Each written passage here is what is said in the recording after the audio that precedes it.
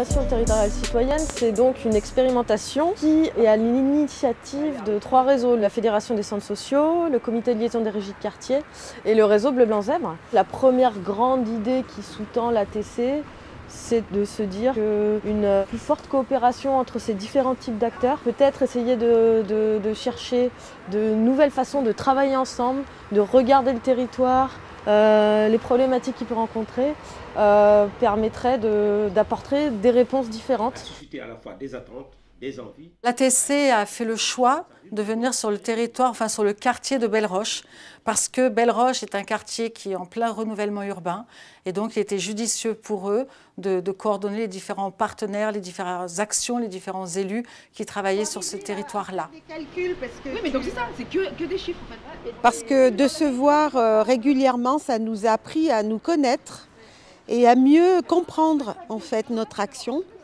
En termes de contenu et en termes de démarche. On dit que le fait qu'on soit nouveau sur le territoire, qu'on soit une structure perçue comme neutre, comme n'ayant pas d'historique sur le territoire, c'était un facteur facilitant. On a commencé les groupes de travail, donc le boulot avec vous sur le terrain.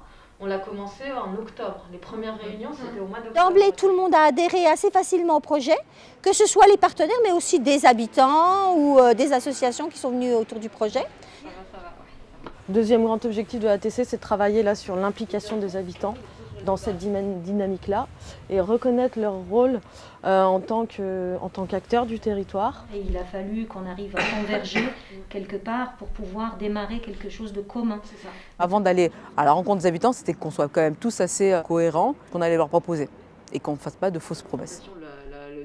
De tous ces entretiens avec et les associations du quartier et des habitants, le conseil citoyen, les services, les agents des services des municipalités avec qui on a pu échanger, on a identifié 2 thématiques sur lesquelles on voulait bosser ici dans le cadre de l'ATC. Les questions de jeunesse sur le territoire et la question de la place des femmes sur le territoire. Peut-être l'occasion justement d'avoir des espaces d'échange, des espaces de confrontation de points de vue. J'ai participé à l'ATC dès le début parce que c'était une vraie opportunité pour moi de sortir du cadre institutionnel et vraiment de repartir des préoccupations et des réalités de vie des habitantes, dont certaines, je suis amenée à les accompagner dans le cadre de mes missions. Un des effets pour moi qui est le plus important, c'est de co-construire en fait des réponses partenariales et pour le territoire. Ça a vraiment changé, moi, la vision que je pouvais avoir de la démarche de l'action sociale sur un territoire. Vraiment de se dire qu'il faut partir du territoire, de l'ensemble des partenaires pour collectivement répondre à la somme des besoins individuels. Et puis surtout, là, nous nous sommes rendus compte que sur notre territoire, il y avait une particularité, mais ce qui se retrouve aussi partout, c'est que souvent dans les structures, les échanges reposent sur des professionnels et que le jour où les professionnels ne sont plus là, finalement, les liens cessent. Donc c'est vraiment un gros travail à faire pour institutionnaliser vraiment tout ce qui est aujourd'hui invisible. J'ai pleinement adhéré à ce projet parce que ça a permis de créer une réelle dynamique entre les différents partenaires. Et cette dynamique, il faut qu'elle perdure. Donc ça, c'est aussi une volonté de la ville maintenant et de la mienne en tant qu'élue, aussi bien à l'agglo qu'à la ville, de faire perdurer cette dynamique. Et nous avons d'ailleurs déjà trouvé des personnes que nous pouvons nommer pour être référents de ces différents comités, que ce soit la jeunesse et la femme. Du côté de l'État, nous avons décidé 2 choses.